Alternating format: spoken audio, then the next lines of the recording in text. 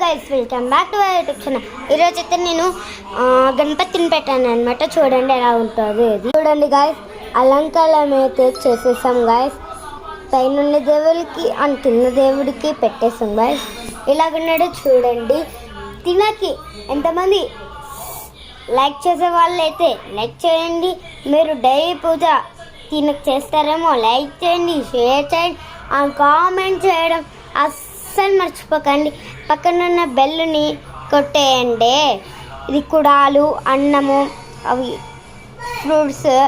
ఇదంతా మామూలు అమ్మ వాళ్ళు కింద అయినా మేము ఎప్పుడైనా కానీ కింద పెట్టేది పైన పెట్టేవి పైనవే.